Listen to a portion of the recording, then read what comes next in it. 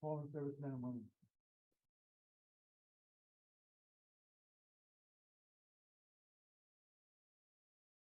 Thank you.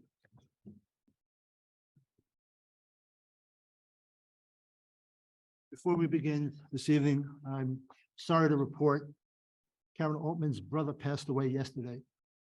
I want to extend my sincere condolences to Karen, Paul, and their family. I'm deeply sorry for their loss. Good evening, and thank you all for attending tonight's first budget work session for 2023-24.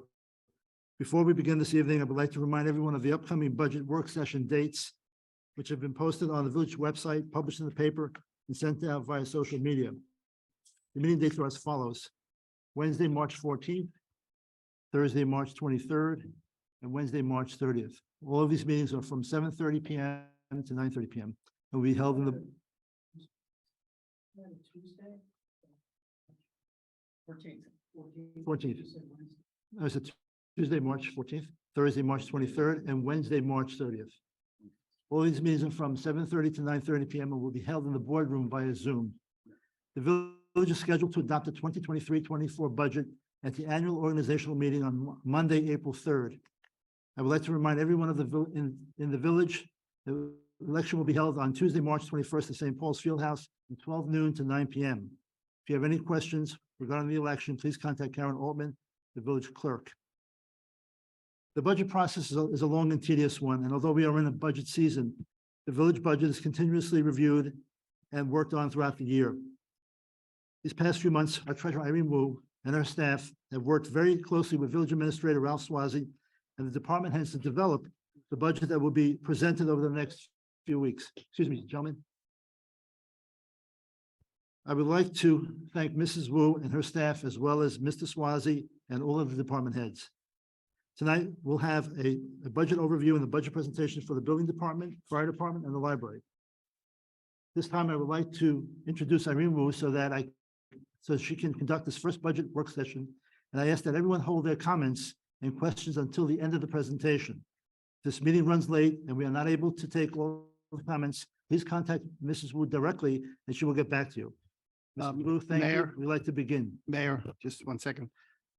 Under paragraph 4 of the board rules of procedure, I would like to suspend the rules and request that the board consider the transfer of funds from the general funds contingent account to the fire apparatus and equipment capital project. The transfer would be in the amount of $141,000. It's needed to replace a fire engine pumper that was approved in the 2021-22 budget. So I have a motion for that, and then, I'll second. okay. All in favor to do that? I was gonna, quick update. I was successful getting an extension from Novel and also the manufacturer to letting them know we have a meeting on the 16th. So that was good news, which I shared with the fire department, so we're not under the gun. I also will be presenting, I've been studying very hard our budgets, and I have some good news that I can report that I will share with the board before the next meeting, where I think, and I wanted to let my colleagues, Larry, Charlie, Mary, and Bruce and Mayor, that it looks very promising that we can afford to do all 3 engines without any impact to next year's budget. So I'd like to, if I may, if that's okay with you, if we can vote on the 16th, since I now have the extension, we don't have a deadline. Is that, do you have any opposition? Well, I would like to make sure that we get this one, We'll get that one engine no matter what. I'm but just I'd thinking like of- to do that now. We can still vote for it and address the other 2 engines. Right. We, So I don't. right. Let's vote for this one and then we can talk about the other 2 on the 16th. So, If I understand correctly, the motion that you're making is to suspend the rules right, solely for the purposes of moving $140,000 into a fire department account. that is correct. That's the only purpose. Right. And then the second motion, I have another motion after that. Ah, So we've approved the first motion. We need to vote. We need a vote. So, We haven't voted on the first motion. okay. Well, can we take, So this is the transfer of funds? this is a transfer of funds. Yeah. No stipulation. No, it's just making 141,000 so that the department can purchase this pumper, of which 979,000 was in the budget. But I believe in the budget discussion this evening, there's a narrative developed by the fire department and fire safety committee that says they want to buy 3 fire engines, not 1. I'm not sure that that's necessarily the case, okay? No, that is the case. That's written in the budget that I just read. That's their narrative. The Okay. narrative indicates they need 3 firemen. That's the recommendation, Bruce, on our 7 months of work unanimously from the Fire Safety Committee. There were 2 musts. One was the training facility. The other must, instead of pluses, was excuse me a second. The other must was the training facility. Well, I think So that I think the department would like us to at least let them go ahead and purchase this pumper, okay? Oh, yeah, Right. I think. Okay, I think we can do that. Mhm. You know, they currently have 4 active pumpers, as you well know. One of them is a bit older, in 2004. It's still a very I'm good well fleet, aware of, yeah, I'm well aware of that. very good fleet. So I think we should allow them to at least purchase the 1 pumper, and then we can talk about the other 2 at the So- 16th. Actually, no drawback to this. I think everyone agrees we need another pumper. And that Oh, we need there's- 3. We need 3 But- engines. everyone agrees we need what's already in the budget. The transfer would allow them to place the order for the first one and we can discuss the others Yeah. along with Uh, the other items. Yeah, I just want to be clear that we need all 3. We're just. No, talking no, about let a me- transfer. Right, we've already I- discussed I that, under- Tom, I understand okay? that. No, I understand that. I'm just clarifying what Mary said. I know we need all 3, and I'm adamant about that, being the fire commission. However, I don't have a problem that moving forward on 1, as long as we can address the other 2. When I can share some information with you folks that will, Charlie and Larry and you folks that I can share with you that will not impact our go forward budget. So as long as we do that, Yeah, So it's We'll talk about contingent, the it's contingent upon deputy mayor giving us his report. Is that correct? what is contingent? No, we want to approve. I'm okay with approving this now. I Okay. just want to share with you folks before the next vote, what I believe we can accomplish. Is that okay with everybody? Sure, we can do that in the next meeting. Bruce, Resolution on the floor is the transfer of $140,000. Right. And my second motion. No. Vote on Let's that. go start one at a time. Okay. That's the way it works. Yeah, Just out of curiosity, where were we transferring from? Just so I know. the general funds contingent account. It's $141,400 from the contingent account to the fire apparatus and equipment account, capital account. Yeah. So can we vote on that? Well, you have a motion, there was a second. Let's have a vote. Call the Yeah. vote. Okay. All right, all in favor, do that. Aye. I'm in favor as well. Okay, thanks, Terry. My second one is I'd like to make a motion to award a contract to Marion Body Works Inc. for the purchase of a Marion side mount engine pumper equipped as set forth in the specifications submitted by the fire department. Do I have a second? A second. First question is, what does the contract look like? Do you have one of specifications that has been submitted to the village? To be reviewed? Yes. And we have this here. Has that been shared with all of the trustees? Because I haven't seen it. I haven't seen it either. Was this contract vetted? Irene? Do we have that, Ron? Is there a contract for this fire truck, Ralph? We have a proposal from, that was sent, Yes, the fire department proposal. for Marion for $999,000. It's not a written contract, it's a proposal. all have that here. It was all sent to the board. Yeah. We all have that. It's a proposal. But the Ralph, any proposal- guidance on this? I know trustee Chester spoke to you. Or- So the issue is the prior budget, we had $979,020 for the truck. The truck as priced in the proposal is $999,421. So there's a shortfall of $401 $20,401, which is part of the 141,400 from the previous motion. The 20,401 will allow the purchase of the price of the truck at the price of $999,421, and the $120,000 remaining will be for the equipment that goes on the truck. Do we have any itemization or submission of any documentation with regard to the equipment that is supposed to go on?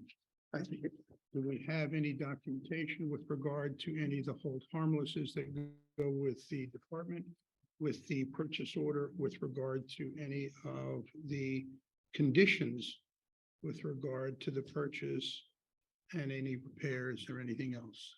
As I understand it, we only have a two-pager, which at least in my mind would be insufficient for the purposes of purchasing or issuing a purchase order. Well, we have the apparatus here attached to what this proposal is here. I'm not disagreeing. But you're now asking for $140,000 for something that is not been before the board, nor has it ever been provided to the board as to what that expenditure entails. We have a proposal to buy one pumper right here, okay? Agreed? And with the attachments, with the apparatus that's supposed to be on that. If I understand correctly, you're now looking for $140,000 for equipment of one sort or another. And to the best of my knowledge, I have not seen what that equipment is. Well, having been the fire commissioner, well, I know what type hoses and nozzles and equipment may be required.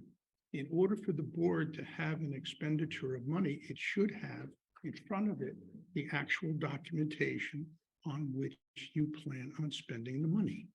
That I do not see. I believe we're having a meeting on the 16th, and I believe that we should be able before the 16th to get the documentation necessary for the board to vote. Could we ask one of the chiefs if there's any additional information you can give us?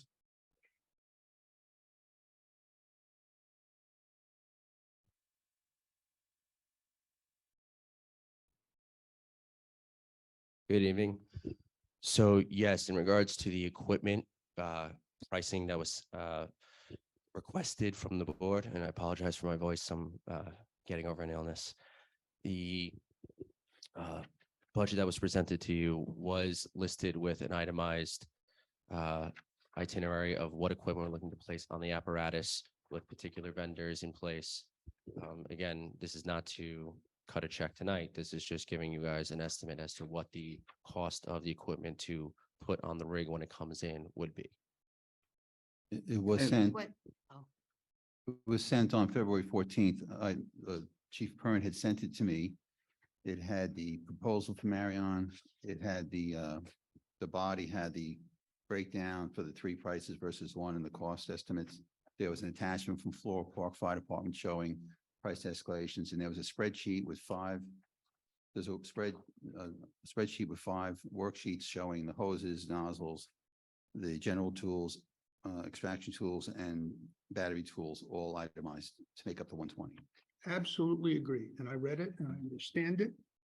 However, the protocol is that in order for the board to approve an expenditure, they have to have a written contract. That has not been provided.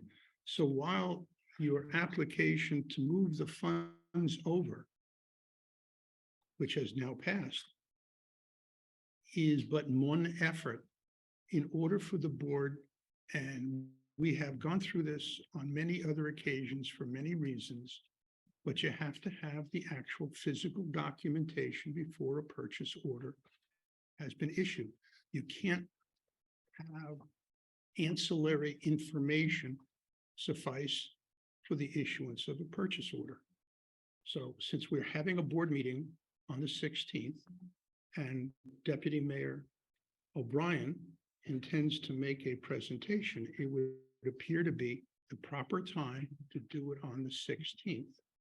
And then whatever action is taken would be most appropriate. I think we wanted to order a truck. I think there was kind of a timeline that Chief Perella had said.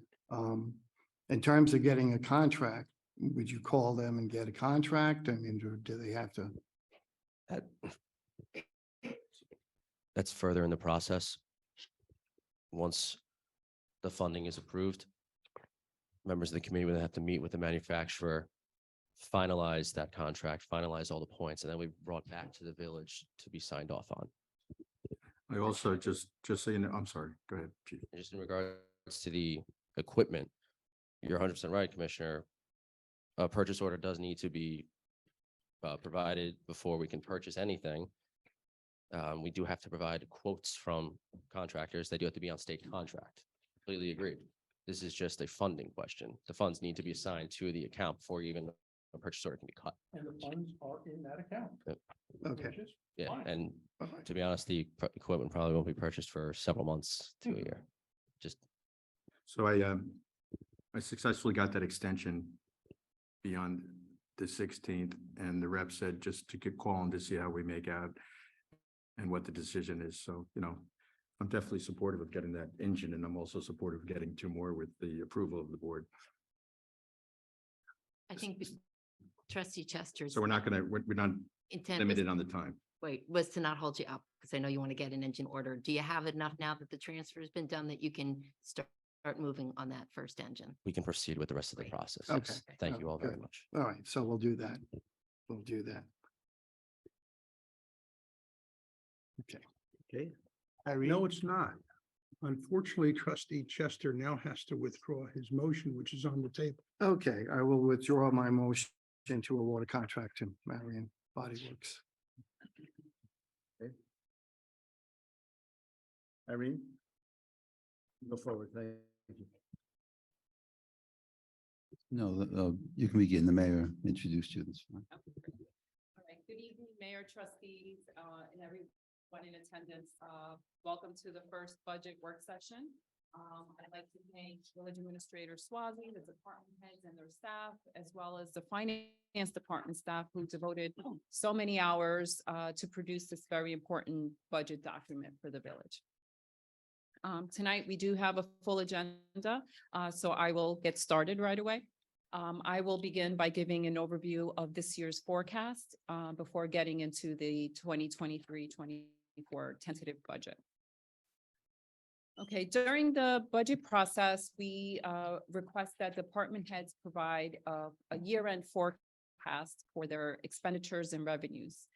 Based on that forecast, we are anticipating to be about $3.2 million favorable this fiscal year. On the expenditure side, we're anticipating to be about $1.8 million favorable. And this is mostly as a result of open positions throughout the year, and also retirements and hiring at lower salaries. Throughout the forecast process, we have about 19 open positions in various departments village-wide. We also have lower legal fee costs that we're anticipating, lower snow removal costs, knock on wood, and less contingency that will be anticipated to be needed this year. On the revenue side, we are forecasting to be about $1.4 million favorable to the budget.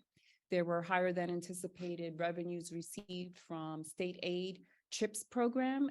CHIPS is the Consolidated Highway Improvement Program. It's aid that's provided to municipalities for certain road paving programs or expenditures.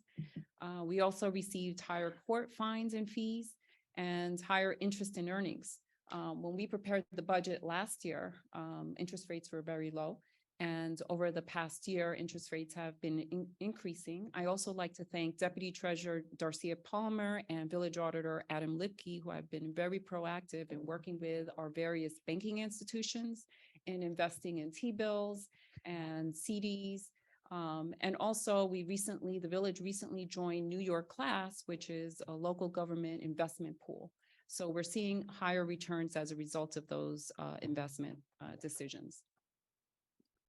We also received a special grant from New York State from the fire department. They went out and got this grant for $250,000 to help reimburse their SCBA, their equipment that they use, special equipment that they use. And then the village also received $700,000 from the LIRR as a result of board-approved sale of some land near the New Hyde Park Railroad Station as a result of their third track project. So these increases in revenues were partially offset by budgeted yet not received reimbursements for the business district paving project in the amount of 1.2 million. This project, once again, was deferred this year. But overall, we're estimating 3.2 million to be surplus. And as in prior years, we're using a portion of that surplus to fund next year's budget to maintain the tax levy low. The next slide shows the property tax cap calculation. This form comes directly from the New York State Comptroller's Office website. You can go on their website. It explains the calculation in more detail. This is only for informational purposes. But however, I prepared the calculation, a simplified version of the calculation and how it impacts the Village of Garden City directly. So this slide shows the three major components of the tax cap calculation. The first component is the tax base growth factor. This percentage is provided by the Department of Taxation and Finance, and it takes into account changes in assessments such as for property improvements as well as newly taxable properties. This percentage is unique to each municipality. For the Village of Garden City this year, the percentage is 0.0005, very small, which translates into about $27,000. The second component is the allowable levy growth factor. This is provided by the New York State Comptroller's Office. And here's where you hear the 2% tax cap, because it is the inflation factor or 2%, whichever is lower.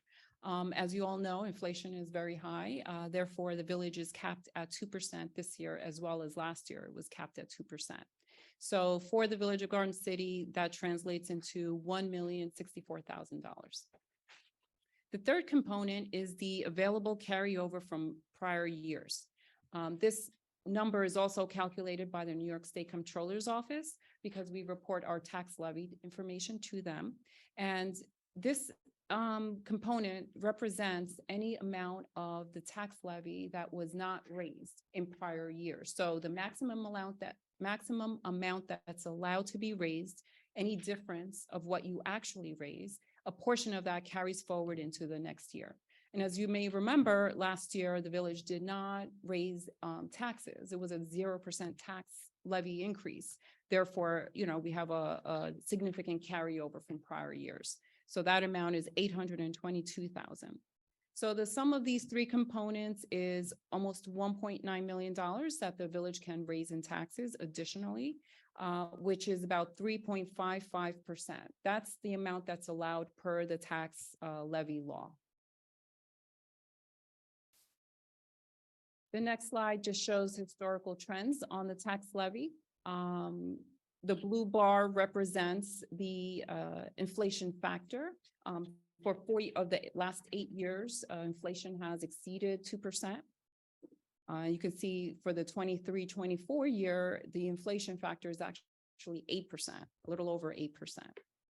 The orange bar represents just the sum of the first two components that I explained in the prior slide, which is just the allowable levy growth factor and the tax base growth factor. And then the green bar represents what the actual tax levy was. So, on this graph, you can see that in the past 8 years, the village has raised equal to or less than the first two percentages that were shown on the slide. So now we get into the 23-24 tentative budget. This slide shows what the tentative budget is in comparison to prior years. For the 23-24 year, The proposed budget is $69.2 million, which is 5.81% increase from the prior year. Again, this year, we are requesting to appropriate $750,000 to the reserve for termination payouts. This is our annual process where we replenish that termination payout fund or reserve. We tend to maintain about $2 million in that reserve. And the reason for that, it helps to, with the payments of those, to be able to pay those payouts without impacting the yearly budgets, right? Because some years you can have huge payouts and some years you don't. So in order to maintain a stable budget, we have a reserve for termination payouts that's separate from the budget. So the provisions for balancing the budget are four sources. We have the current year surplus, which I discussed previously. We anticipate about 3.2 million in surplus this year. And we are proposing using 2.9 million of that to fund next year's budget. Estimated other revenues, this is about 11.9 million, and these are other non-tax revenues, and they're mostly comprised of departmental revenues.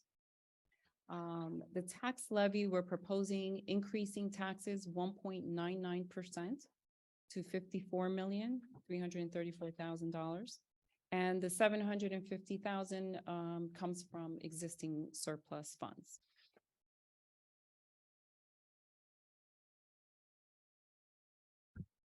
Okay, the next slide gives a general overview of the general fund expenditures, the 69.2 million. This represents an increase, like I mentioned earlier, of 5.81 increase from the prior adopted budget. And most of the increases are coming are as a result of increased salary, benefits, and taxes. This new budget, the tentative budget, includes 8 new positions, as well as increases in the health and pension costs. This budget also includes an increase to the contribution to the library of $400,000.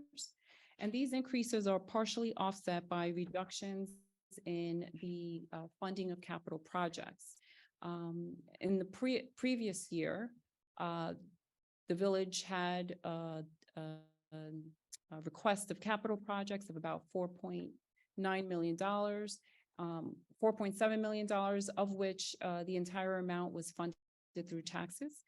This year, the request for capital projects is significantly higher, so the funding will come from both taxes and financing or bonding.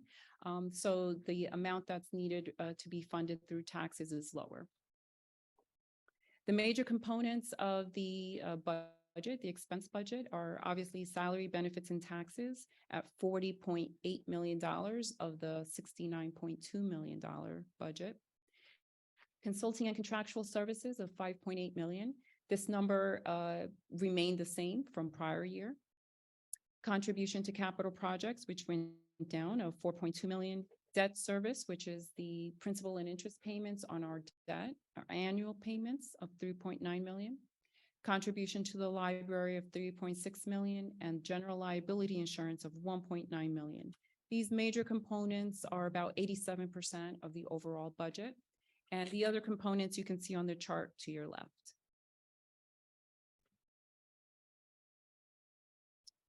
As I mentioned previously, there's an increase in the full-time headcount in the 23-24 proposed budget. In our current year budget, 22-23, village-wide, we have 253 full-time employees. We're forecasting at the end of this year to be at 234, which that's where the 19 open positions comes from. And for the 23-24 proposed budget, it's 261. We're seeing an increase of 8 full-time positions in the building, police, and recreation departments.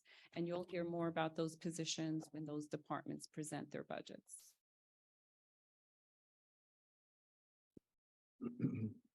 On the other general fund revenues category, as I mentioned before, it's $11.9 million. That's a 14% increase over the current year's adopted budget. And the increase is mostly coming from building department fees, interest and earnings, as I mentioned before, of $536,000. Sidewalk reimbursements, parking ticket revenues, and other tax items. The major components of the 23-24 other revenues category is building department fees of $2.2 million, federal, state, and local aid of $1.9 million. And what's in that number are the CHIPS reimbursements we talked about, other state aid to municipalities, but mostly mortgage taxes. Public Works Services of $1.8 million. And in this number, we have sidewalk reimbursements, sidewalk inspections, and garbage service, refuse and garbage services.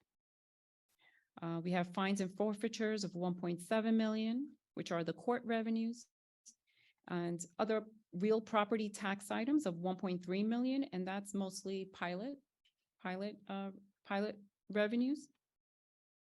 And non-property taxes of $1.1 million. This is mostly public utility gross receipt taxes, Cablevision franchises, and county state taxes.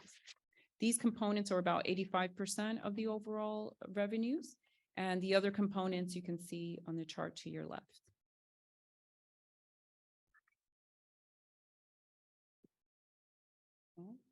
In addition to the general funds, the village also has other funds. We have 3 enterprise funds: pool, tennis, and water. Of those enterprise funds, they act like a business in that their operating revenues are supposed to cover their operating expenses.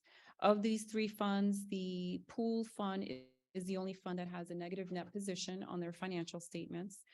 This is mostly as a result of major capital improvements that have been done in the past. So they have a lot of debt on their books, as well as change in the GASB pronouncements in the recent years that requires the enterprise funds to show OPEB, other post-employment benefit liability, on their financial statements. So in the past, the board has, to resolve this situation, has agreed to transfer funds from the general fund to help get the pool to a positive net position over time. So once again, the proposed budget includes about $800,000 transfer from the general fund to help offset some of the debt in the pool. The tennis fund continues to meet their operating expenses with their operating revenues. And the water fund, once again, there's no expectation to raise water rates this year. And if needed, if needed, the expenditures will be offset with some surplus funds for the 23-24 budget. The library fund, the village contributes to all their expenditures through either prior year contributions that were unspent, and the difference then is contributed in the current year to make them whole.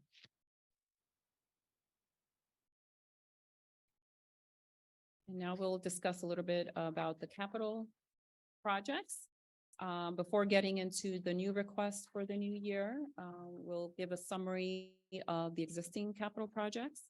Currently, the village has in the general fund, about 58 projects that the village is working on.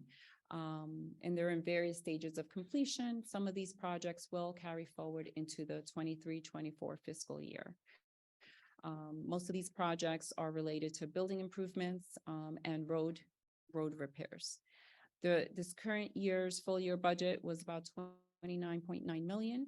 Year to date, we've paid about $7 million in expenditures. We've encumbered about $10.2 million, and the remaining unencumbered balance is about $12.6 million. Last year around this time, the budget process, Trustee Deegan reached out to Administrator Swazi and myself, and we've been having monthly meetings to discuss the existing capital projects to get resolution on a lot of these projects, and a lot of progress has been made. But as you can see, there are a lot of projects going on in the village. Again, you'll hear about the status of these existing projects from the department heads during their presentations. Next, we're looking at the existing debt service of the village. Overall, the village has bonded debt for all its funds of about $45.5 million in bonds. This includes principal and interest payments that are due annually. And we also have $48.6 million of bands. Bands are the bond anticipation notes. These are one-year term bands. And these are for the water well treatment projects. Once the village receives the grants that have been approved by New York State, we will issue the difference in long-term bonds. The village has been notified that we will be receiving about 25.7 million in grants to fund these projects. So we would only be issuing long-term bonds for about 50% of the actual cost of these projects. Also to note, the village does have about 4 projects that were authorized to be bonded, but have not been issued yet, waiting the finalization of these projects to get the accurate final cost of these projects, but it's estimated to be another $4.2 million. So we'll be issuing bonds next year for those projects. Okay, so for the 23-24 tentative budget, the capital project requests total about $16.9 million. Most of the requests is coming in the roads, sidewalks, and curbs category. Of the $16.9 million of projects, we're anticipating using $4.2 million of taxes. And we show taxes / other because we also receive reimbursements from CHIPS, and for sidewalk work, we get reimbursements as well. And which leaves us $12.7 million to be bonded if all these projects were approved by the board. Again, you'll hear more about these detailed projects with each department presentation.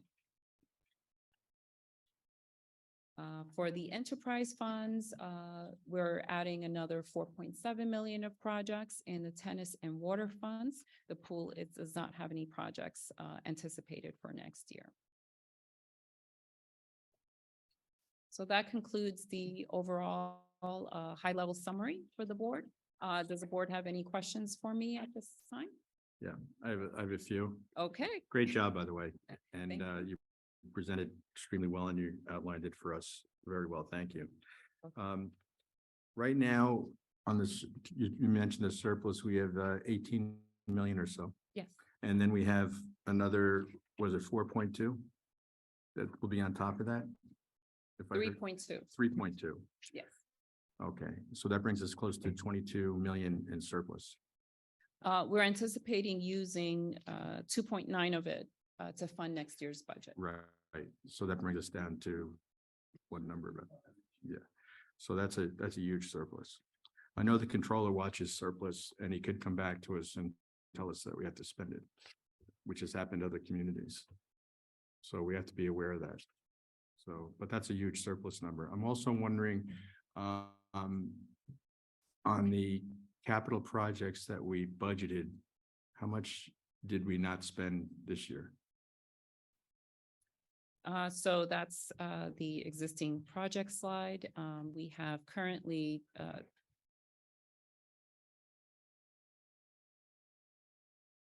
sorry, Sorry, take your time. 12.6 million that remains unspent. And that could be carried over, am I correct? Yes, it will carry over. And that's not part of the surplus? That's correct. Okay, that's a lot of money. Okay. Good job on that, watching the budget. My question, by the way, going through this reminds me of my mother who had envelopes. That one envelope had to pay another envelope, and she would put an IOU in one envelope when she took the money from one envelope and put the money into a different one. I'm impressed because I could never figure it out. My question is, we have 19 unfilled positions and budgeting for 8 new positions. From one year to the next, approximately how many unfilled positions do we actually carry over? Or is it the intent to fill all these positions in this particular 23-24 budget? And you're about to tell me either A, that I should consult with the department heads first, or you're able to say that we do from one year to the next budget for people, but the people don't fit in the chairs yet. So all these positions, the 19 open positions and the 8 new positions are all in the 23-24 budget. It's anticipated that all these positions will be filled in the next year. And the other question I have is the 1.3 million in pilots. Where does that actually come from? Oh, so that's the 1.3 million of other revenues for other non-tax revenues, right? It's other real property tax items. So that's pilots of about $800,000. And then we have other tax receipts from 2 major properties, the Marriott Hotel and 555 Stewart Avenue. They both have IDAs, which means that they don't pay the full amount of village taxes, but the village has an agreement with them, with the property owners, where they make the village whole. So the difference in the pilot and what the actual taxes are comes to the village through this other tax item account. So that represents the difference. That's a different envelope. That's a different. Irene, Speaking of- I'm sorry, go ahead. Speaking of envelopes, where does what is the expenditure for sidewalks? What is Just for sidewalks, taking out the roads and the curbs, what is the expenditure just for sidewalks for the current year? and projected? The Do you sidewalk, have that number? there's 2 expenditures for sidewalks. I'll ask Mr. Barone to jump in if I get this wrong, since he handles this, but there's sidewalks we repair that belong to the village. Right. And then all the other sidewalk repairs are part of the road program. So if we do a road like Meadow Street that's a mile long, there's a lot more sidewalks. So the sidewalk varies each year depending on the lane miles of the road. So like in Stewart Avenue, proposed repaving, you have both sides, east and west. So that's a lot more sidewalk than you would do, say, for like Hampton Road. So it varies. In next year's budget, we haven't, this is next week's presentation, but we have about $1.5 million in reimbursable sidewalk next year based on the roads we plan on doing, Stewart, and there's 3 roads left over from this year. That's from the CHIPS program? No, the CHIPS is a Road it's a highway- paving. That's the Consolidated Highway Improvement Right. Program that So the that's not state, connected. well, the state will give us money back Right. for the road program as long as we document that we did it the right way according to DOT standards. And that goes back basically into the revenue side from the paving program, not the sidewalks itself. And then you have residential sidewalks, right? Residential sidewalks are part of the road paving program. So when we do roads like Stewart Avenue or Rockaway, we go out and the engineers go out and inspect all the sidewalks and mark up the ones that need to be Right. replaced. And then we send a notice to the homeowners, give them 30 days to repair it on their own. Otherwise, we come in with our contract and do it. And that's reimbursed through a bill that's sent to them. Right, so the residents pay for that directly. Yes, begrudgingly. I know. I've heard so many stories about this. That's why I'm looking into it. All right, thank you. Can we save those questions till Yeah, the end yeah. for the, Yeah, I have a few more questions. And you're handling them great, Irene.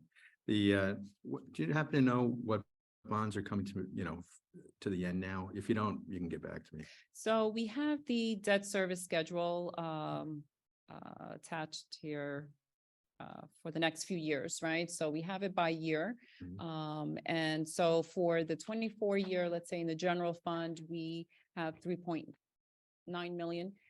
Next year, we have 3.6 million, so about 300,000 drops off. However, I did mention that we will be bonding the 4.2 million that's outstanding. And then depending on any projects that are approved this year, we will be bonding as well. So, we try to maintain a stable debt level Mhm. for the village. Good, very good. And then I was going to ask you on the liability insurance. Have we shopped that around at all just to see if we can lower it? Oh, absolutely. Yeah, We tell me do about that a that little bit. every year. We Okay. have, we work closely with our insurance broker, Mhm. who goes out to market for, when policies are up for renewal. Yes. And so he markets those for us, and provides really favorable, results for us. We recently just, re-signed with, Comp Alliance for our, workers' comp insurance, at the same rates. We locked that in. And they also offer to provide, some training that we initially were going to put in the budget, and they offered to do that for free. So, Terrific. we've been partnering with them for Good, a few Good. years. So we're doing a good job then in monitoring Yes, and absolutely. we've lowered expenses, it sounds like, for insurance. Am I correct? It's pretty high. Good. So shops at around. You know, did you know that I used to be an insurance agent in my early career? I'm a licensed commercial insurance agent. I lost my license.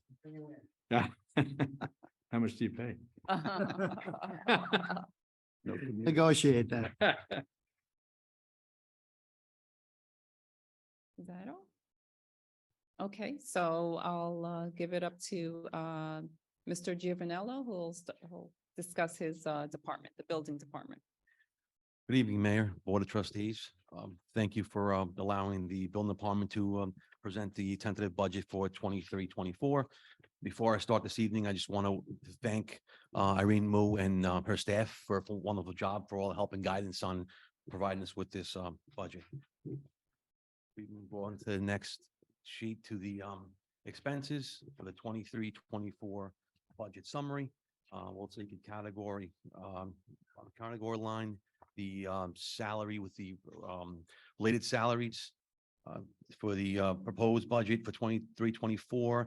This this includes the current staff, full-time and part-time interns. Also includes in this budget 3 open positions, previous positions that weren't filled, and 1 new position that I have in this budget to be presented. This proposed budget for the related salaries is $913,000. The next category is the contractual services for $62,000. Contractual services, as the board may know, I had Rich Barbieri. He was the inspector and plan reviewer, acting as my deputy assistant superintendent. He would actually attend meetings, inspections, and plan review, which hope to fill that position and could diminish some of that salary.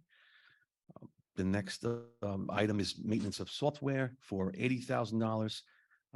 The maintenance of software is the Tyler program. We currently implemented Tyler software for the new digital plan review and scanning for the department. Along with Municity, which is the current program, we actually are running parallel. That is why we have the number $80,000 per year. That is the annual fees for both softwares to run annually. Other expenses as business as usual, as far as printing, postage, stationery, material and supplies, and often court reporter reports for the ZBA board hearings. And that other expenses is $59,000. Just in some general notes that we have listed below, the proposed budget increased 9% of the adopted budget, primarily due to adding the new position, which is the maintenance supervisor. As the board may know, and Mr. Swazi mentioned previous meetings, we are looking to record and better improve the village facilities. The village has currently 70 facilities. And at this point in time, we're acting to repair these facilities on emergency purposes. I want to set forth a program to hire a new employee to actually monitor and actually help us with recording, proper procedures in place to basically run through each build facility and notate what's being done, what needs to be done, and so forth. This will help the longevity and efficiency of each facility. So it's a big undertaking, but we have to start somewhere. The second bullet point is proposed budget increased by 33% from the forecasted, mainly a result of the 3 open positions as far as the assistant superintendent of buildings, the code enforcement inspector, the planning examiner, as well as the presented new position of the building maintenance supervisor. I've tried to fulfill these positions for the prior years. It's been very difficult trying to fulfill and trying to get the right person as part of my team. I have interviewed in the past. It's a little difficult with the civil service as far as candidates, as far as qualifications and so forth. So I still haven't found the right candidate for that, but we move forward and put in the physical budget, just so we hope to fulfill this, sooner than later. But it's a little bit difficult to actually fill the position. Other expenses, as I mentioned earlier, and then basically the last bullet point, which we're proposing in this budget, is the total of 10 full-time positions for the building department. This cost, the salary cost of 82% of the overall budget, which does not include the benefits taxes from the number stated above, and approximately, which equals with benefits and taxes, about $485,000. We can move on to the revenues for the department, starting from the category of building permits and inspections. We're proposing for the budget to be $1.5 million. The applications of building permits, as down the line, plumbing, mechanical, electrical inspections, ADRB, ZBA, and other revenues, it's pretty consistent throughout the year. We stay pretty consistent as far as the applications. As you all may know, there's just a lot of construction going on. So as per the proposed budget for the building inspections, we actually anticipate $1.5 million. The plumbing and mechanical, $450,000. The electrical inspections, $140,000. ADRB meetings and permit fees for that is $65,000. ZBA fees $65,000. Other revenues is $35,000. These revenues are basically the existing permits. Let's say, for example, a new permit had to be amended, or a permit hasn't been completed yet. Permits are renewed, and these are the other expenditures of revenues that we receive for that. Notes on the bottom, the proposed budget is increased by 6% from the forecasted 16% of the operating budget. This is anticipated due to higher increase of applications. Now, we can't really determine if it's going to be higher or lower. We're running consistently, but things can change from day to day, from month to month, depending on how we receive. Residential projects may come in more in volume than commercial, and vice versa. So we can get special, I call them special projects.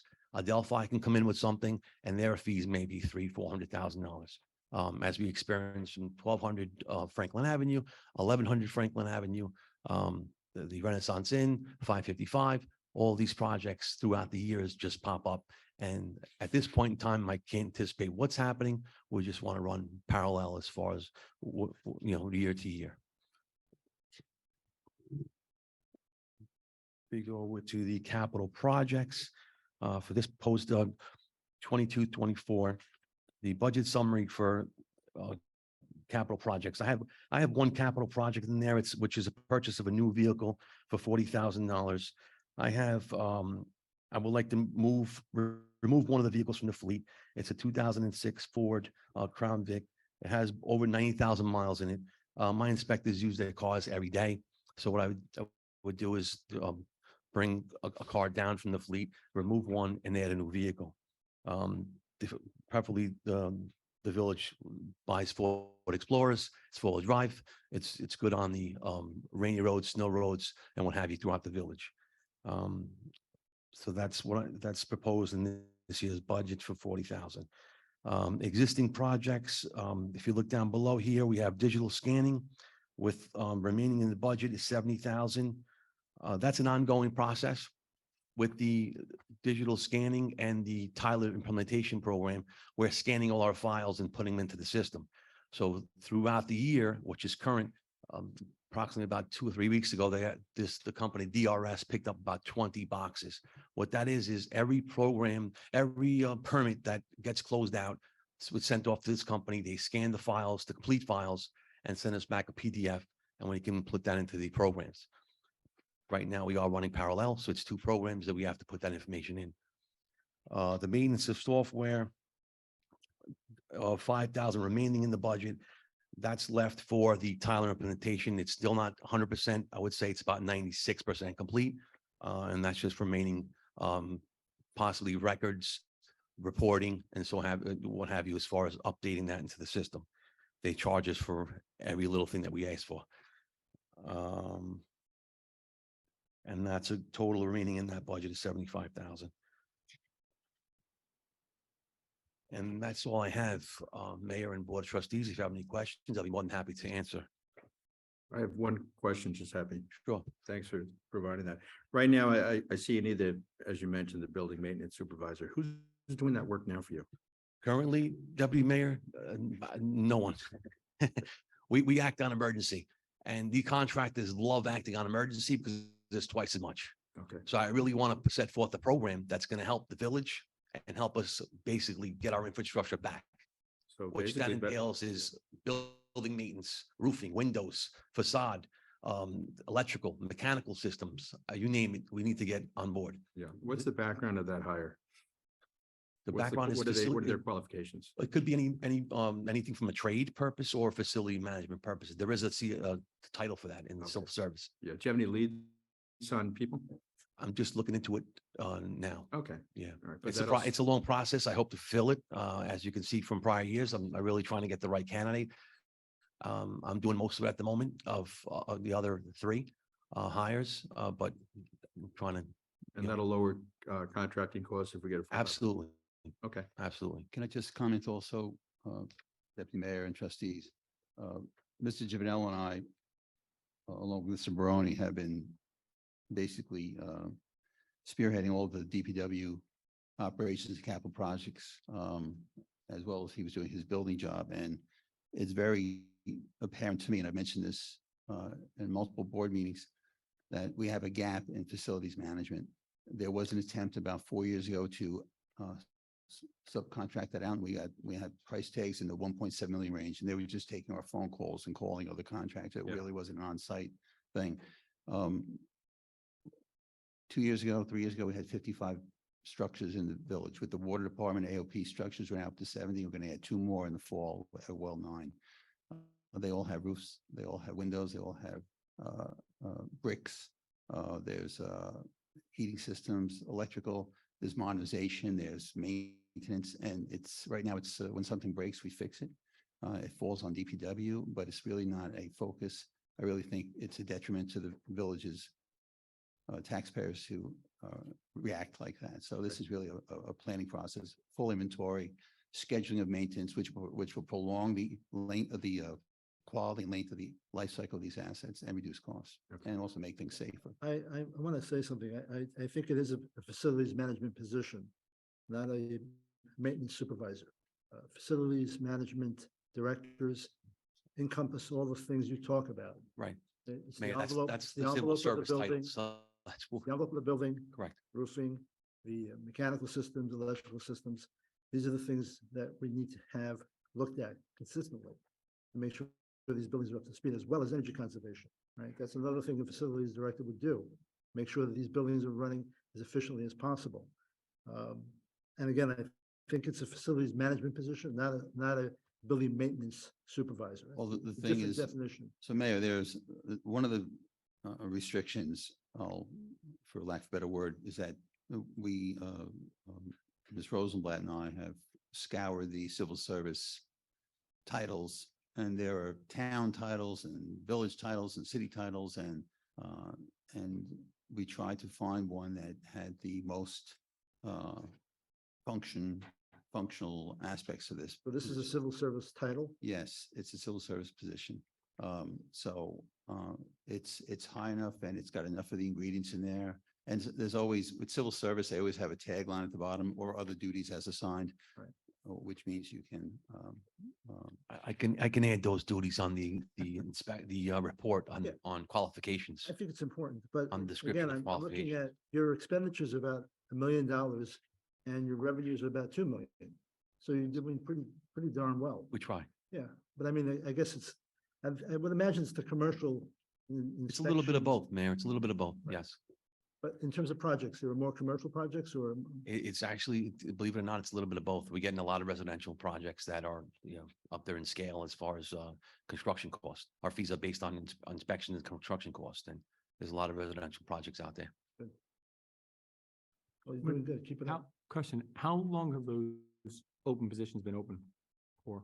And I guess better yet, what's the usual time it takes for you to fill a position? I mean, is it reasonable to have 3 + 1 hired in 12 months?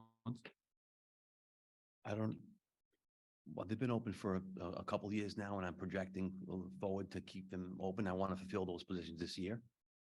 I did ask for a list, so hopefully we have that list and I can try to get the candidates to fill these positions.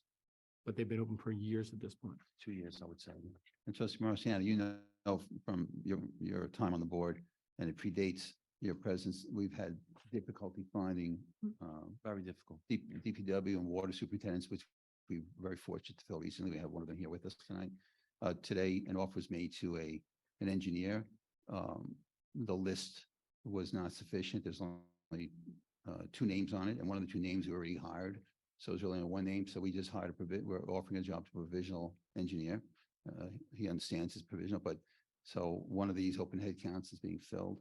And when Mr. Carey comes on board, that 19 goes down to 17. So it's and we have another guy retiring from water tomorrow. So it's a fluctuation in and out, but sometimes there's just no list. And some of these jobs require specialized knowledge, especially at the levels we're looking for it. So. By way of background, a number of months ago, I went with Mr. Gianello through each of the candidates that he had for the last 6 months. And one was more deficient than the other. And it was very frustrating in that the positions were open but could not be filled. And this particular position, in my mind, is important for the following reasons, in that it reminds me of the old adage, if you don't brush your teeth, at some point in time, you will have to replace them. And that has what has occurred many times in the village, in which some of the work that can or need to be done is not done because we don't have the bodies to do it. And the position that you are seeking to fill, hopefully that you can, will be in a position to document what needs to be done, ensures that it is done, and follows up on it. By way of example, Firehouse 2 and 3 Absolutely. need work, and needed work for a Maintenance, long preventative period of time. Yes. And candidly, when I was a trustee 20 years ago, some of the buildings did not get the work they needed to, and unfortunately, it then became a much bigger item when it could have been solved more easily. Just out of curiosity, the vehicle, is it a gas or electric or whatever else that you plan on? I believe it's a hybrid, Ralph, right? So the vehicles we buy today are hybrids. Mr. Baroni is currently working with NYSERDA. This has also come up at the EV meetings with Trustee Flanagan. I reached out to NYPA and to PSCG LI, Long Island, to look into what programs we can get and grants we can get to help us start to electrify our fleet, especially for the cars that remain here during the day, at night and can recharge. Like the building department's a perfect way. So we are going to look for energy efficiency vehicles. It's just that there's a long runway to identify the programs. And so it's not part of the capital project. So if we can, we will bring to the board electrification. But right now, hybrid vehicles are the way we go. Well, the commentary I have is I had a conversation with Commissioner Jackson, with regard to, obviously, the police vehicles are used 24 hours a day, so the ability to charge them overnight is not within our envelope. But is there a possibility of having a fast charging station installed in the village in order that when we do move the fleet over to all electric vehicles, that they are not encumbered overnight? Yeah, I'm not sure, my knowledge is limited to, I do know they were fast charging. I don't know if that's a function solely of the charging station or a combination charging station and battery capability, but nonetheless, there are quick charging stations where you can get 80% charge in like 20 minutes. So, and also we could handle that by having an extra vehicle available. So there's always one in the ready for recharging. So, but I don't think they do take breaks, the cars, they're not all out there percent of the time. But they are used 24 hours, 3 shifts a day. Second question I have, the 80,000 on the software, you're running 2 systems in parallel. When does it go down to 1? And what's the adjustment in terms of cost? So it goes down to 1 right after I finish the completion of Tyler and Live, which is probably, I would say within a year. That fee is 40,000. I'm sorry, 30,000. So the Tyler program is 50,000 and the municipality is 30,000 per year. So why are we running, do we need both of them at the same At time? the moment I do, because it's not 100%. I'm not 100% satisfied with the way the Tyler system is working right now. There's some kinks in the system I have to hash out. Okay, so roughly a year. I would we say a take year, one yes. down. Is they're under warranty, the software? Yes, Okay. And did they respond to your request on the kinks? they do. They do. It's just, it's a process. No, I know. I'm Yeah. familiar with that. Yeah.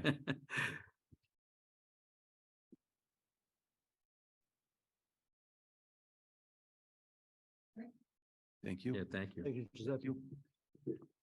Irene, I have a couple more questions for you. Did you miss me? So soon, so Yeah, soon, yeah. okay.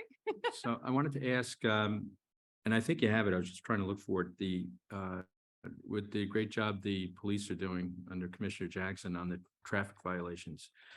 What are we at now, if you happen to know, or near where we are now versus where we were last year? Because that has certainly sprung up quite a bit. So yes, they did recently hire within the last year FPS, which is a company that is looking to collect the old parking tickets that Okay. were uncollectible, and they've done a great job of collecting those tickets. So in the budget book, we do show the revenues for 21-22. We received, I believe this has like 6 months worth of revenues that were collected of the old revenues of 1.9 million. So that includes a lot of like the prior revenues that were Outstanding. uncollected. Yeah. And this year we're projecting 1.7 million. So they're catching up some more of those revenues. And then next year, they're budgeting 1.6 million. So that's all outstanding. That's where you're budgeting as far as what you're projecting as far as outstanding. Well, no, that's both the current and which includes some of the outstanding. That's why the numbers are higher in the Okay. previous year. Yeah. And what did we do this year as far as, even if we didn't collect it, what are the anticipated revenues this year versus last year? Oh, this year, like I said, last year was 1.9. 1.9. This year projected is 1.7. So it's going to go down? Yes, because the first year they collected the backlog of all the uncollected Right. tickets. Do you have any comments on that, Commissioner? Oh, sincere. Hello, everybody. Yes, well, last year when we went back, how many years we went back and got a lot of old violations, Yes. were never taken care of. So we were able to recoup a substantial amount.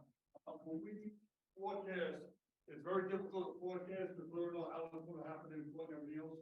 We are generally, not big now, but we generally are conservative when we do our forecast. Many times we're a little bit above it, but it's very difficult because when you have tickets, you don't know how the court's gonna Right. react and adjudicate. So we are usually conservative, we usually, right, Irene, we usually are above it most of the time. When COVID hit, we were not, but in most cases, we're usually a little over, but we were conservative usually when we try to pick, because we don't know how the court will adjudicate some of our tickets. Great. Thank you both. Thank you. So now we have the fire chiefs presenting their budget. Good evening, Mayor, trustees, residents, both in person and on Zoom.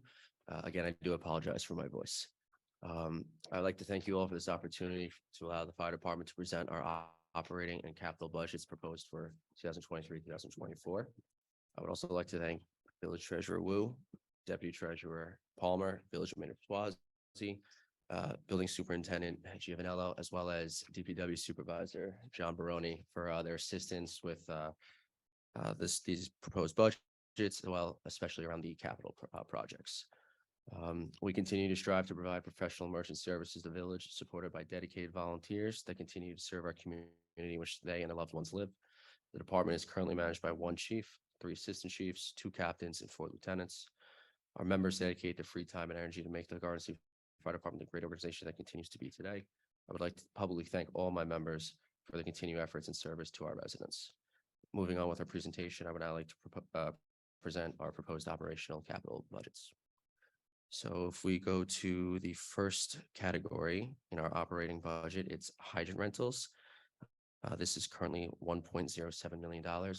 This actually accounts for 57% of our total operating budget. For those who are unaware, our current water comes from 2 sources. We are on village water for a majority of our hydrants. However, there are hydrants in the western section of town that come from Western Nassau. Western Nassau. Yeah, I just want to say it right. So that is a majority of our operating budget. The next category is equipment and maintenance. This is made up of the maintenance of our apparatus that goes out for preventative maintenance throughout the year, as well as any unforeseen issues that occur to it. This also includes the maintenance of our equipment. However, this cost has come down year over year due to the SCBAs that Treasurer Wu has mentioned previously. These are currently under warranty, so that does not cost the village anything if anything should happen to those. As well as our radios. Our portable radios was a big purchase a while back. They'll still remain under warranty. However, that will expire in the near future. The next line item are our third-party services. This is made up of our code enforcement or LIFT, Long Island Fire Technology. They basically do all of our commercial inspections and pre-planning that allow us to gather that information when we respond to alarms. Another one is our grant writer. Given some of our capital projects that we are proposing this evening, we thought it'd be vital to acquire the services of a grant writer to try to recoup some of those costs. As the treasurer mentioned, we've done this in the past, so we're looking to continue that to help alleviate some of the costs associated. And finally, Northwell for our OSHA required medical services, which we have to conduct yearly. The next line item is our uniforms. Besides the Class A uniforms that you see on us before you, this also includes our protective equipment. So the gear we don, the hoods, the gloves, the helmets, the boots, all that, that's where this money comes from. So luckily, we've been able to purchase new sets of gear year over year as gear has either expired or due to certain exposure become unusable. So luckily, we're able to actually reduce that this year based on last year's purchases. The next line item is the salary-related expenses. This is actually being reduced due to one firefighter who is currently out on disability retiring. I believe he had aged out. The next one is materials and supplies. This is for our everyday items, pens, paper, print, any kind of equipment in the office, as well as any equipment that we can utilize for a fire scene that's under a certain threshold. That's where this comes from. So basically, any of our day-to-day items, this is where we would purchase it from. Our other expenses, it's kind of just a collage of printing postage stamps. That's where also we include our fire prevention material that we send home to both adults and children. our vehicle fuel is lumped in there as well as our maintenance of software. For those of you who are unaware, we currently use a vendor called Red Alert. They provide all of our information for the addresses of the alarms that we're going to, as well as any pre-plan in there as well. So it's vital information for us when we respond to the alarms, as well as when we're done. This is where we conduct our state required fire reports of every particular event that we go to. The next one is maintenance of plant. As mentioned in the prior presentation, the buildings around here are getting quite old.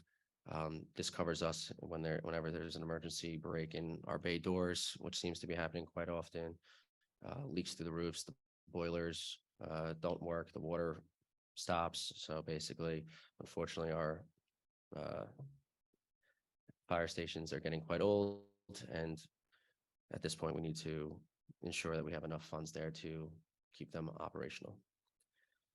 The next one is utilities. It's going to be our gas, electric, telephone. At that point, there's, those costs are truly out of our hands. The next one is, the next line item is awards. That is our annual inspection dinner. And then finally, we have travel and training, which again, this is what we utilize for outside vendors to come in to train the department in-house. We used to go out and travel, whether upstate or out of state, quite a bit. COVID kind of put a damper on that. And based on communications we've had with various vendors, we're able to work some type of deal out where they're going to come in-house. So we don't have to go outside, whether it's upstate or to a different state. So hopefully to save us some costs there. So overall, our operating budget for the proposed operating budget for next fiscal year is $1.8 million. Just some quick notes to highlight. The proposed budget reflects decreases from the adopted budget, mostly due to a reduction of one firefighter who retired in November 2022. As I mentioned earlier, hydrant rental fees are our biggest hit, which are mostly paid to the Water Fund and the Water Authority of Western Nassau. I already mentioned what our third-party services include. I already covered our other expenses. And the benefit and taxes not including the expenses above, however, are estimated to be 1.2, which includes the cost for retirees. Have any questions on our operating budget? Always. Commissioner? Two things, one of which is I apologize for not getting to you earlier so that you could give us the documentation. However, since this is only the initial budget, I will give you another couple of weeks to get us the documentation before the budget is finalized. One of the projects that you and I had discussed over time was a program similar to the Safer Grant. I have sent it to all of the trustees, which is operated by Nassau County, but that would not apply to the village. Accordingly, for those that are unfamiliar with it, it is essentially a scholarship program that is awarded to members of a department for educational grants.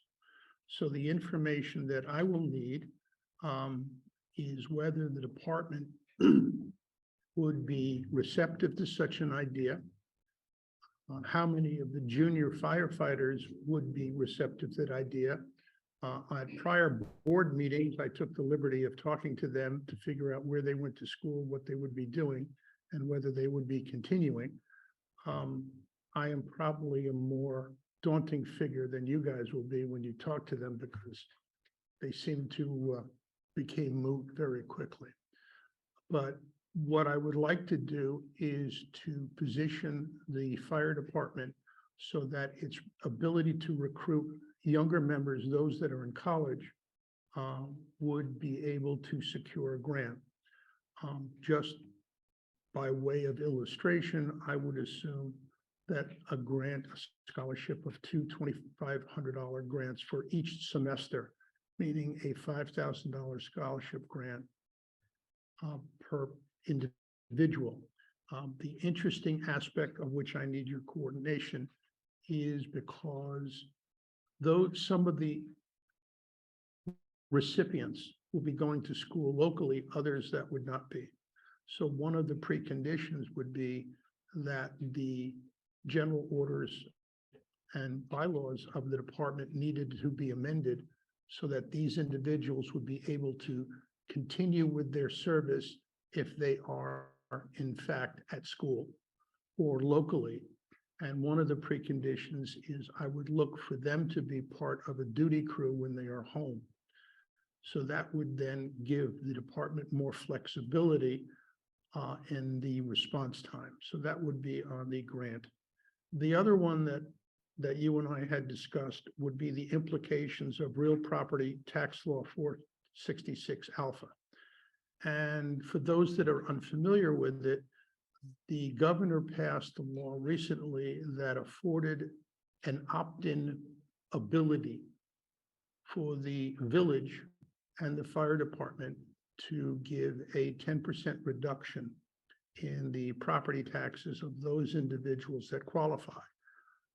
I did not have the ability to do any of the numbers, and therefore I'm giving that back to you so that you have the ability to determine the number of members and what would be the economic impact to the village should the Board of Trustees decide to opt in under 466 alpha. Other than that, you guys are doing a great job. Thank you. Thank you, sir. We'll definitely look into those numbers for you and present all that information to the board. Good work, chief. And your team. I'm still up. Oh, you're still up? The capital, I'm sorry. That was only one. I thought I was done. Chief, I just wanted to ask you one question about the grant writers. Do you use specific grant writers? No, so I'm sorry, in the past, we've reached out to a couple grant writers just to test the water, see what they're capable of doing. What have they done for other departments around us? Are they familiar with fire department grants versus other things? None truly fit what we were looking for at the time. Mm. Luckily, we have some members now who were members in other departments who actually had experienced grant writing previously and have some contacts with some grant writers that we're looking to bring in and interview and see if they meet our needs. Okay.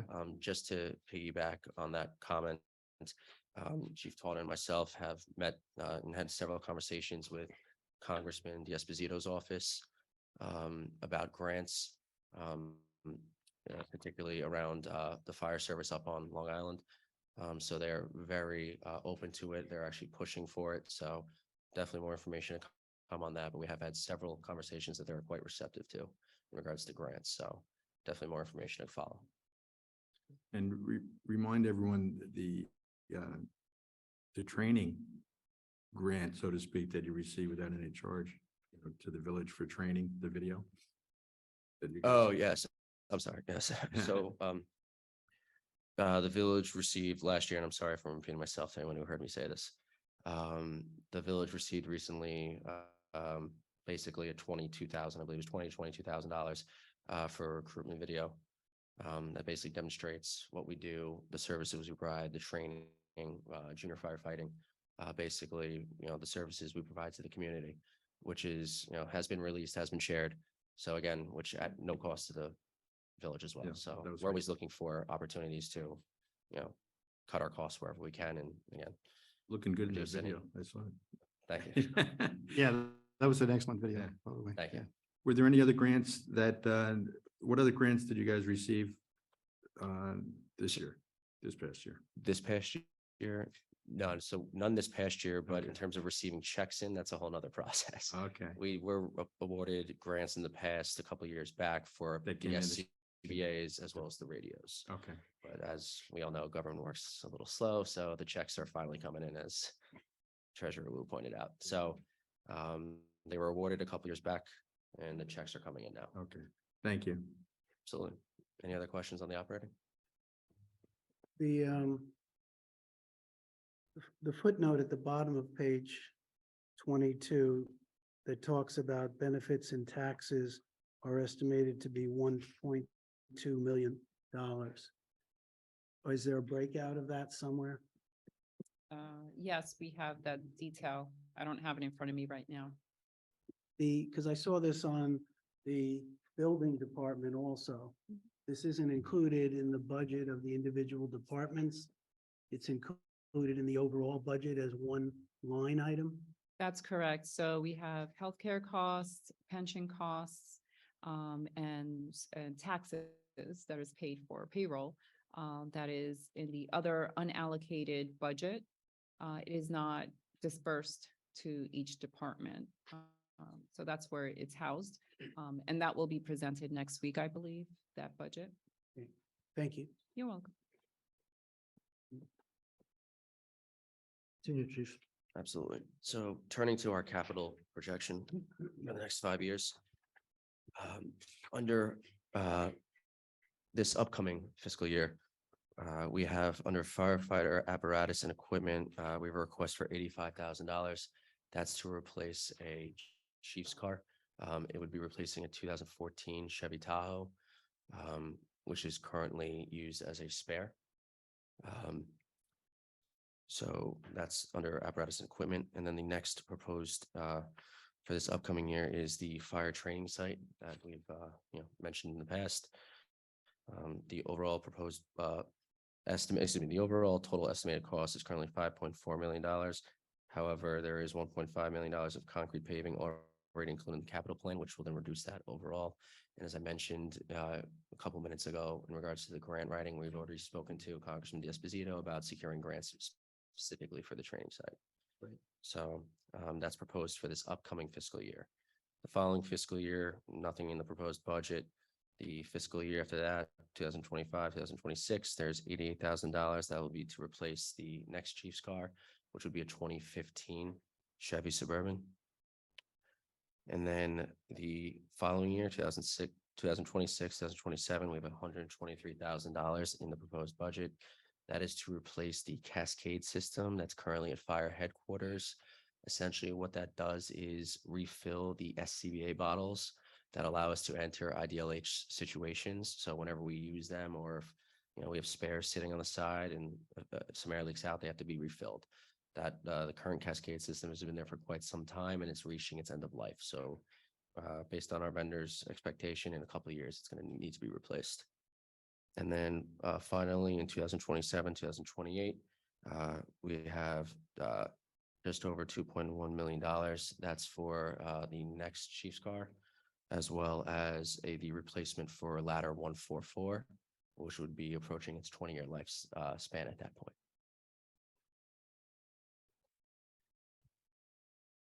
And then moving on to the existing projects. Currently, there's fire station renovations. As many of you are aware, there's currently renovations going on at Station 2. We had the asbestos and black mold abated. And currently, myself, Village Administrator Swazi, Building Superintendent Giovanello are sitting with architects and structural engineers to work on a concept and a design plan for renovations at Station 2. There are also funds in here for work at Station 3 that are currently being held on to until the work at Station 2 can get done. The firefighter apparatus and equipment, basically that comes down to engine 142, which was discussed earlier this evening. That's what those funds are sitting there for. And then we have fire radio infrastructure. Essentially, these funds have been budgeted for the last couple of years, and unfortunately, it's been on hold due to the construction ongoing at Station 2. Essentially, it's going to have a big impact on the radio communication for fire, police, and EMS on the west side of town. However, due to the ongoing construction and the timing of it, we just haven't been able to proceed, as well as, unfortunately, some significant supply chain issues that have been holding us up. So that's why those funds are still currently sitting there. And I'll happily answer any questions anyone may have on either the proposed or current projects. The fire radio. Thank you. Is that going to be essentially a repeater so that you have an extended reach for the radios for police, fire, and EMS? Yes, that's one component of it. Yes. Does the village run the police, fire, and essentially our designated EMS? The ambulances off the same frequency or different frequencies? Different frequencies. Would that structure at Fire Station 2 be able to accommodate all three radio bands? Yes. Thank you. Chief, the fire safety uniforms, being that, you know, you're going into tough situations, how do you maintain them now for health safety for the firefighters? So the very good question. I appreciate that. As many of you are aware, you know, cancer is actually one of the biggest threats to firefighters, Right. based on not just fires, but all different types of scenes we go to. We do have cleaning services within the village. We have a washer and drying system in-house for our normal standard, you know, I'll say house fire, as much as, you know, as strange as that sounds, or any type of spill that we might go to, and someone might, you know, get any on their equipment or gear. However, depending on the severity of it, we might go out to outside vendors. And what we've done in our budget is actually secure a vendor to come in on a yearly basis and actually just clean the gear regardless of the, I'll say, contamination or exposure on the gear itself, just to ensure that, you know, there's a consistent cycle of the gear being decontaminated. Do you think we should do it more than once a year? Because I'm open to that if you need it. Right now, we're starting at once a year because it all depends on the severity of the alarms we go to. Okay. And you feel, Unfortunately, we can't predict that. yeah, you feel comfortable with that right now? We do right now. But if of it's course, needed, if you could it's call them needed, to- we'll absolutely You'll come call back on and them if you request need. more. Yeah, Absolutely. Okay, thank you. Chief, it's my understanding that in the conceptual plans for fire station number 2, there is going to be either 1 or 2 washdown areas. Could you please explain how they operate, and in response to the question by Deputy Mayor O'Brien, whether that would be an augmented protocol for cleaning the equipment? Absolutely. So as we've discussed during our sit downs with Fire Station 2, basically what we'd like to get to is what's called a green zone versus a red zone. So basically when we, you know, come back from an alarm and there could be any type of exposure, even something, you know, something simple as a spill from an auto accident. Basically, we want to make sure our gear is not contaminating, you know, areas where we might train or hang out or, you know, even cook a meal. So essentially what we're looking to do is keep a section of the apparatus floor, basically what we're going to call our red zone, where the gear would be housed, as well as showers, decon showers, regular showers. Basically that allows firefighter personnel to essentially decon in a safe manner and then move themselves into what we would call the green zone to ensure that they don't cross-contaminate themselves by going to grab something that's now by their gear locker. I hope that answers your question. Yeah, because your safety and the firefighter safety is paramount to us. Thank you. Any other questions? Any other questions on any of the proposals or existing projects? Thank you, Chief. Thank you all. Thank you. Feel better. Thank you. Chief Totten, you were very quiet. In case he lost his voice. And next up is the library.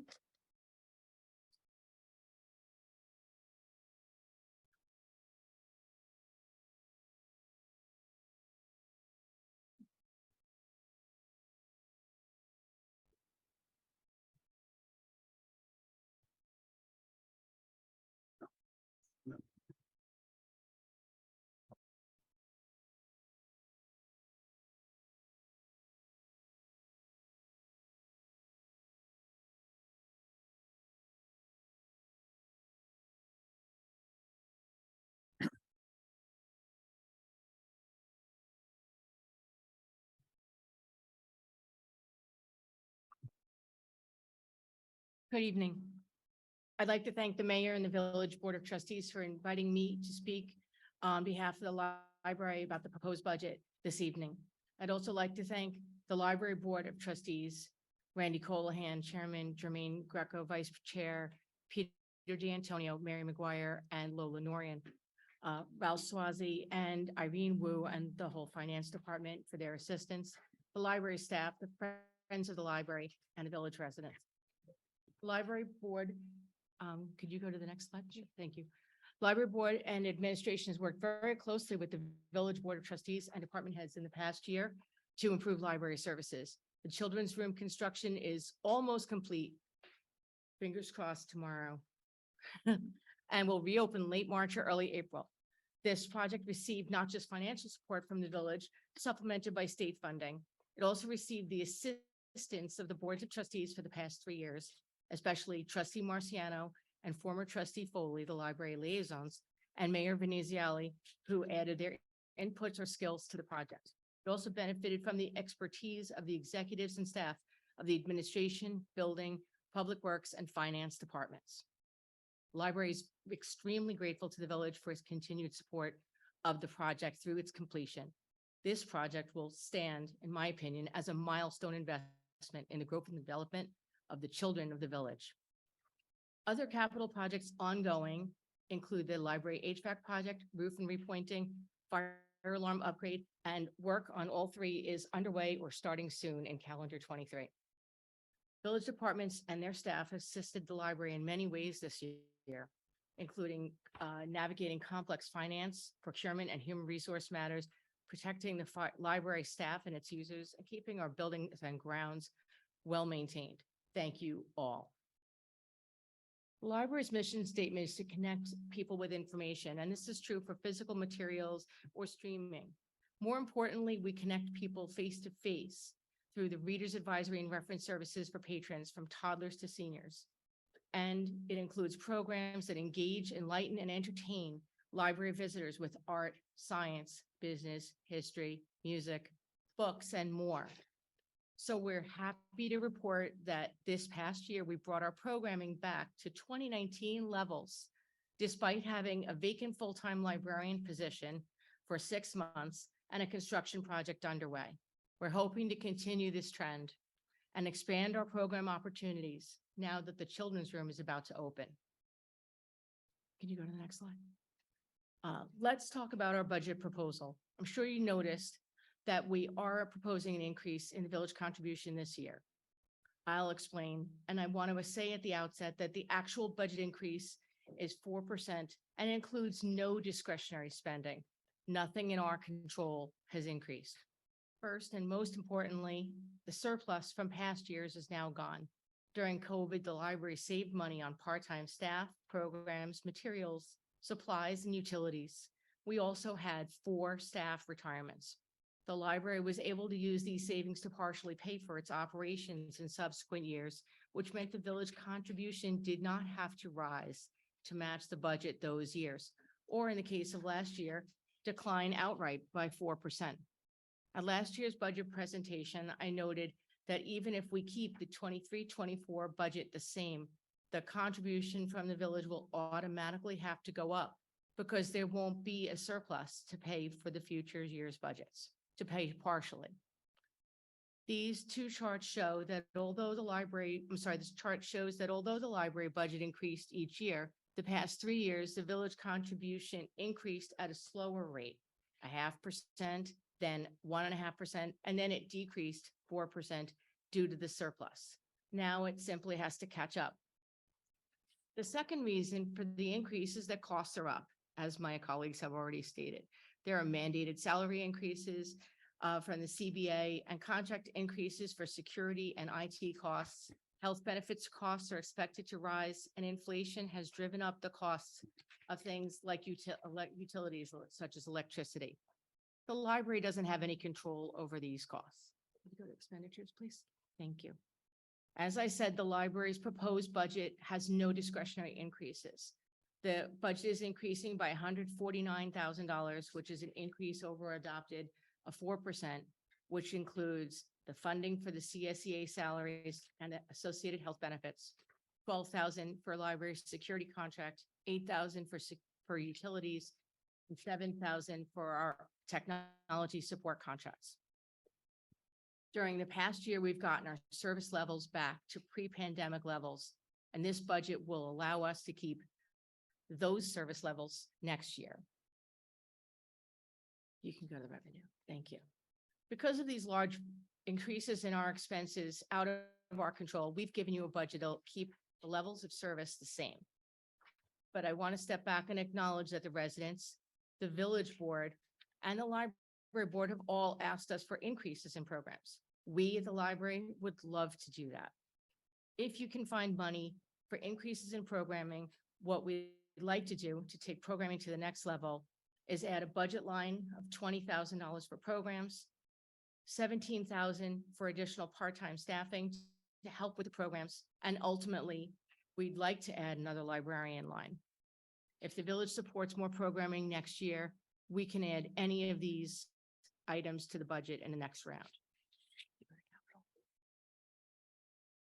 In the capital plan, we'd like to continue with improvements to the building and technology. Capital requests for 23-24 are listed as 145, but we need to increase this to 165. During the course of the closing and the renovation, we added some expenditures to Intelitech from our technology line. So the amount we were carrying forward to reduce our ask, instead of carrying 30, we're carrying only 10 forward.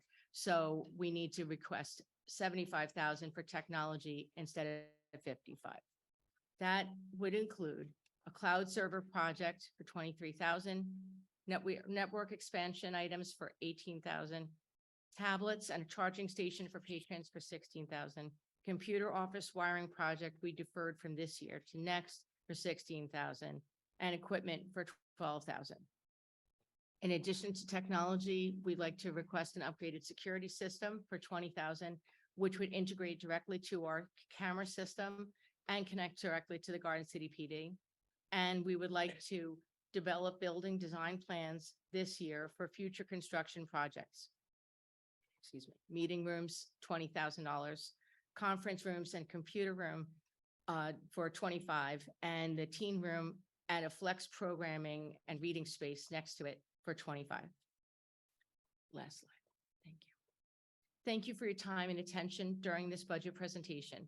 Thanks again to the library board, the village board of trustees, village departments, library staff, friends of the libraries, our library supporters, and residents. We're looking forward to seeing you all at the library very soon. I'm happy to take any questions you have. I was just curious, your head count is what last year versus what you're proposing, or is it staying flat at 16? No, so I'm in the proposed budget, I'm staying flat at 16.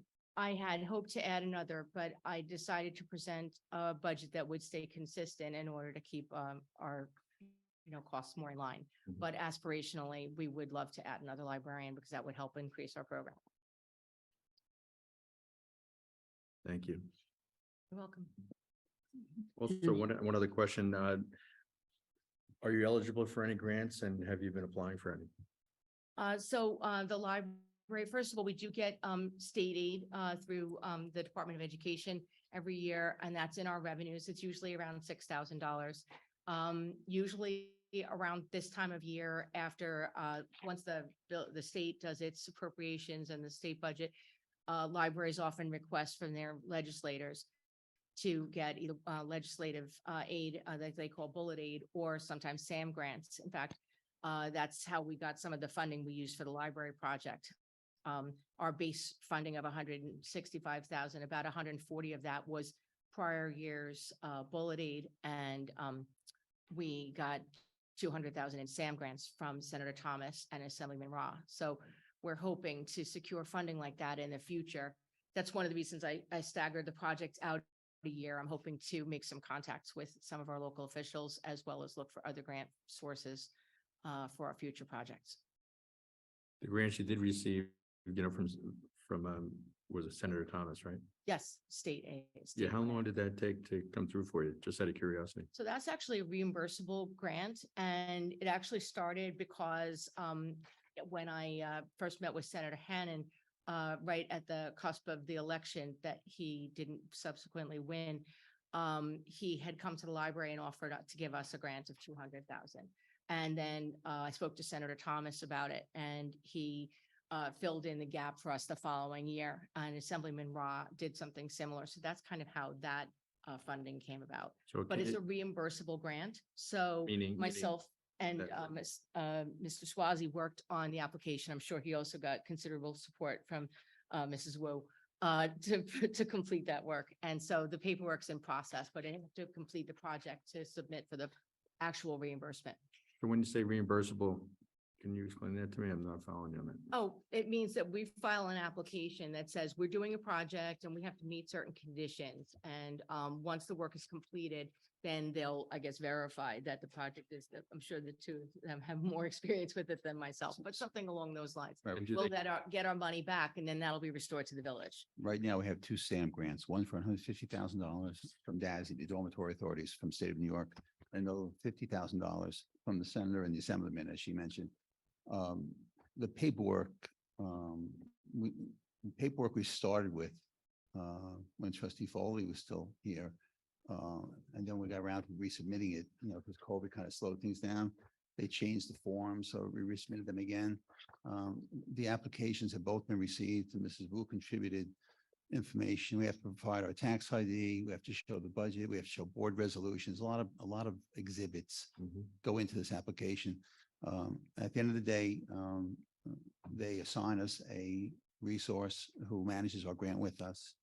I recently contacted them a week or two ago, and I told them we've already spent enough money, we should be able to get the reimbursement. But they said there's one more piece of paper we need, so I haven't submitted that yet, but the money is imminent. We'll get it back to the village. It's $200,000 if they, everything is square. So when Mary Ann says it's reimbursable, it's already guaranteed that we're going to get it? It's, well, I never use the word guarantee when I'm dealing with government, state government. But it appears that if we've done everything right, that the money will not be clawed back. We should be able to obtain it. So you kind of get a go ahead before. Yeah, spending money? all the paperwork's in order. Like I said, Yeah. there's one more authorization that's needed. It's just they changed the names of forms and Yeah. they add forms. So I'll call DASNY, the woman up there is very helpful. Okay. And ask her which form is missing. I'll get it processed and Okay. signed, and then I'll ask if we can submit bills. But they have to assign a resource. There's a gap between the paperwork, the assignment, and then the eventual check. Okay. I think Did- we've done everything right, though. All It just right. took The a while. 200K that Senator Hannan was going to provide for you, did Senator Thomas come through at 200K? It was 150 and then the 50,000 from Assemblyman Rob. Oh, so he chipped in? Yes, it was two separate allocations. on Yeah, this. so two Thomas families. came down 50K lower. Yeah, I don't remember just exactly how that curious. involved, but yeah, I think it was something, it might have been because it was his first year in term, I'm not sure, but That money will come back to the village. That's Right. revenue. Right. Or the I actually heard a couple weeks ago about something from Senator Schumer's office, and I was going to look into that. And then I heard through the fellow library directors, because we shared this information to help each other out, that there is economic basis of the funding that Garden City wouldn't be eligible for. It's going to serve lower economic communities. So I didn't apply for that. There is the institution of museums and library services. And I'm not too sure. I think most of the time that federal funding trickles to the state level and then it funnels through other options. But it's always something we can look into. I've also been told there are other more local sources. In fact, our children's librarian is right now trying to apply for a very small technology grant for some of the hands-on materials that are going to go in the STEAM room, the STEAM lab. So it'll be like some of the technology, small equipment and, circuitry toys and things like that. We can apply for, a couple $1,000s. This, funding, any funding is good funding. So we're looking into, big and small. Have you, are you going to meet? I recommend you, if you're going to go for the grant for Schumer, the best way to approach is to meet with him. Best way, what? To Sorry. approach his grant from others who have met with him. I recommend you meet with him personally. Oh, He's from this area. yes, that's true. I do know that. And As I said, I'm I sure think Garden City is important to him. that's a very good option. It's not a bad idea to reach out to him anyway. There might be other options. I think the particular grant, like I said, that came to my attention a couple of weeks ago is out of our reach, but I think that I can certainly reach out to him anyway. Yeah. Thank you. Oh, Thanks sure. for the suggestion. Any other comments, questions? Thank you so much. Thank you. Thank you. Thank you all. Thank you, Marion. Okay, so just a reminder, our next budget work session is on Tuesday, March 4th. Yes, yes. Yes, okay. Let her finish, and then you can ask the question. Just quickly, our next session is on Tuesday, the 14th at 7:30 PM. And you can ask your questions now. Irene, in previous years on the 5-year capital budget, you used to net off the reimbursements on the bottom and the CHIPS reimbursement and the expected recoveries. I don't see that on here. So we used to show that, yes, we do show it on the 5-year capital plan that's embedded in the taxes/other page. As I mentioned earlier, other represents CHIPS reimbursement and reimbursement for sidewalk repairs. Because these are reimbursements, the village has to pre-fund the expenditures first before getting the reimbursements, and then the reimbursements come in as revenues. And where do you, I'm trying to, during the new revenue. Side. Yes, it's on the revenue side. Next question, you mentioned there's another $4.2 million of bonding previously approved that you might open this year in addition to the 12.7 in the budget. We're looking at 16.9 potentially being bonded this year. Potentially, yes. Okay, just wanted to verify that. Then my other question is on the fire department. On the on the facility, on the training facility, you show an offset of $1.5 million of previously approved money. What budget was that in? That was not in the fire department budget. Was that in the public works budget? Correct. That was under the road paving project. That's what I thought. Now, I also noticed, I don't see two new fire engines anywhere on a piece of paper. And I don't see additional work on the renovations of the Edgemere Firehouse. Anything going on with those two issues?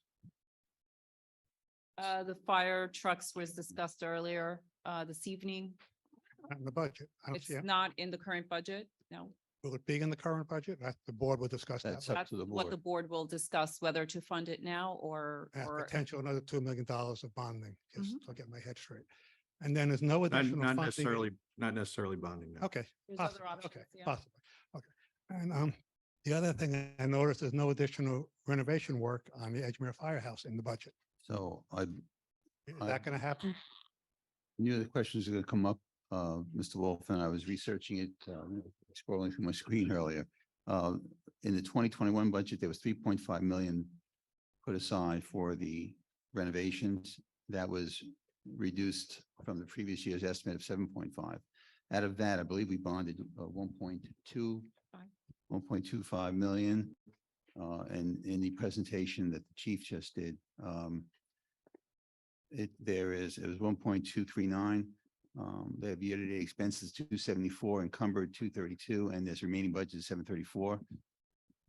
I wanted to ask trustee Wu, treasurer Wu. Good job, Irish. Freudian slip. Well, there's treasurer Wu of that 3.5 is so we bonded 1.239, but is the rest of the money still available capital? Yes, it was approved in a previous budget. So when the phase 2 of the renovation work is ready to be done, then a bond resolution will be done. Cost estimates will be provided and a bond resolution will be done at that time. So, Mr. Wolf, to your question, I'm not sure if the 3.5 was based on the actual data, and we have a lot more information now. So I would request Mr. Giovanello and Mr. Baroni to talk to the structural engineers and maybe discuss this with Mayor Vanziali as an architect. And I think this budget amount is a little light depending on the courses we take. So I think this should be supplemented somewhat. One more thing, Irene, on the 4.2 or pre-approved bonding, what items were they?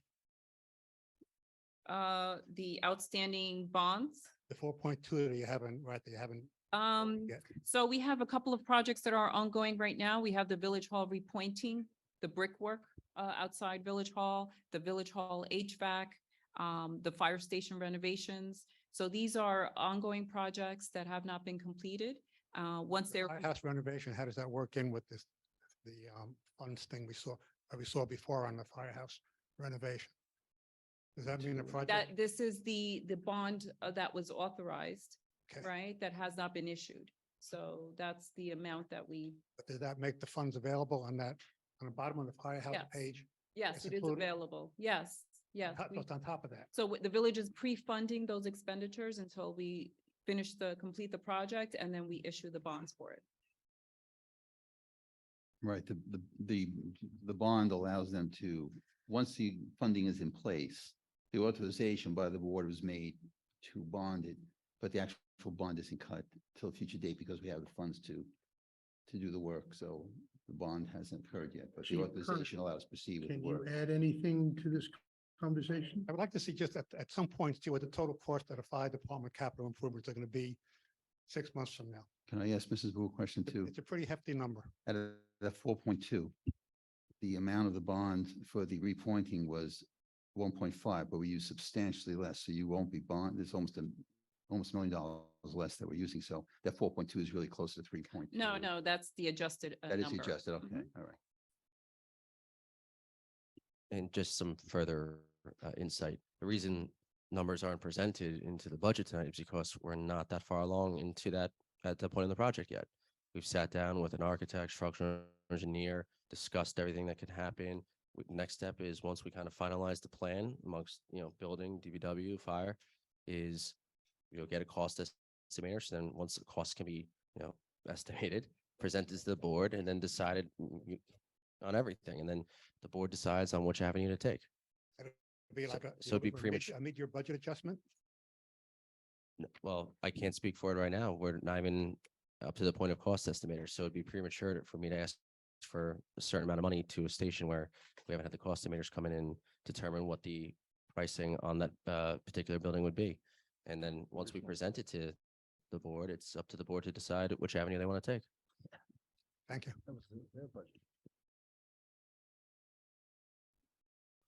Any other questions?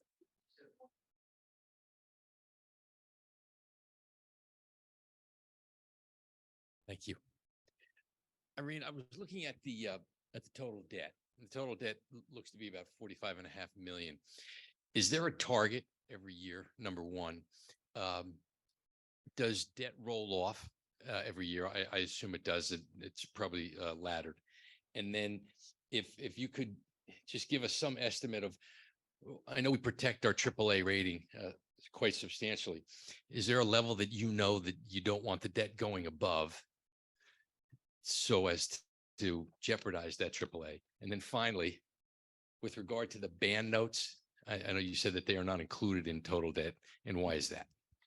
So if you take a look at the screen, we have the total village-wide debt of the 45 million in bonds, which includes all the funds, and the bands on the bottom, which are a separate category. Those are one-year notes. The bonds are typically, multi-year debt. And so this would roll off next year. So your first question related to the annual debt and how much debt rolls off every year. This schedule shows, for example, for the general fund, this in the 2024 fiscal year, the total debt of principal and interest is about 3,856,000.